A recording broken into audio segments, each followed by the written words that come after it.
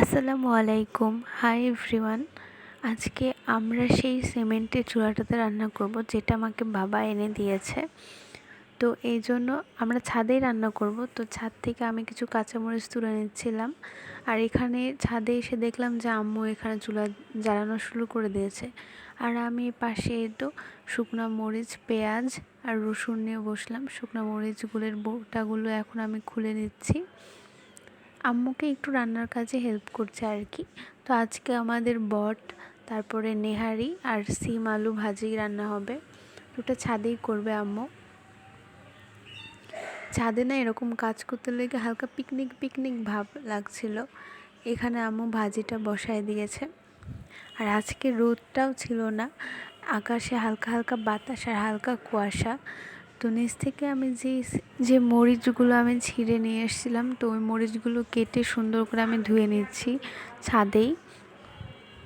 তো এই তো মরিচগুলো কাটতে লেগে ওই মরিচের ভেতরের বিচিগুলো আমার চোখে এসে পড়ছে, আর এত জ্বলে যাচ্ছিল চোখগুলো। তো এই তো এখন আমি এগুলো সুন্দর করে ধুয়ে আম্মুকে দিব। আম্মু এগুলো ভাজিতে দিয়ে দিবে মরিচগুলো। আর এই মরিচগুলো না অনেক ঝাল, কালো কালার একদম মরিচ। এই তো এখানে আম্মু কাঁকড়া, সিম, তারপরে আলু আর মরিচ দিয়ে ভাজি করছে। কাঁকড়া সিম মানে হচ্ছে একটা অনেক বড় সিম হয়, সেই সিমটা এক এক জায়গায় সে এক এক রকম বলে। তো আমরা কাঁকড়া সিমই বলি এটাকে। ভাজিটা প্রায় হয়েই গেছে, তো এটাকে এখন আম্মু ঠিক করে নেবে। ছাদে এই পরিবেশে আম্মুরও রান্না করতে ভালো লাগছিলো আর আমাদেরও মজা লাগছিল। চারিদিকে এরকম গাছপালা, আর আজকে রোদও যেহেতু না, এজন্য আরও ভালো লাগছিল। আর এটা হচ্ছে সিম ভাজির ফাইনাল লুক। এই তো এখানে আমি পেঁয়াজ কাটছিলাম। আর একটু নেহারির জন্য আমাকে এখন নেহারি আর বটের জন্য এখন আমাকে আরও অনেকগুলো পেঁয়াজ রসুন কাটতে হবে। তো আমি একা পারিনি অবশ্য, আম্মু আমাকে পরে এসে হেল্প করেছে, আম্মু কেটে দিয়েছে। আমি খুবই আস্তে আস্তে কাটছিলাম, ভয় লাগছিল অনেক।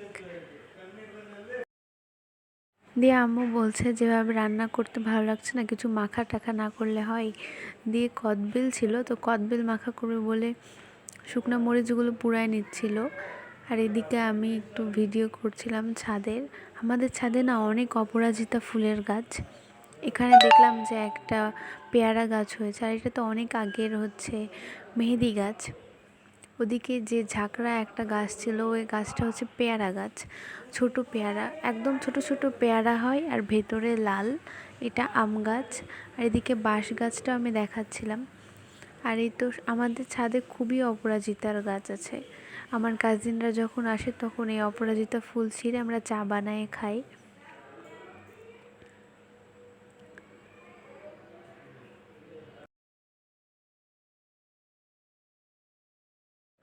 দেখলাম অনেক নয়নতারা ফুলও ফুটেছে আর অপরাজিতা ফুল।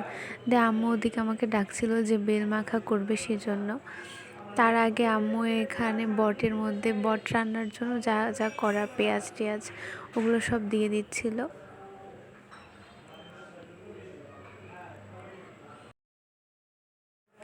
আমার নানু বাড়ি গ্রামে, তো নানু বাড়িটাকে অনেক মিস করি। এখন পড়াশোনার জন্য ওভাবে যাওয়া হয় না, ছুটি পেলেও হবে যাওয়া হয় না, কারণ প্রাইভেট ছুটি দেয় না। গেলেও 2-1 দিন থেকে চলে আসতে হয়। তো আজকে যখন আম্মু এভাবে মাটির চুলায় রান্না করছিল, তখন নানু বাড়ির কথা মনে পড়ে যাচ্ছিল।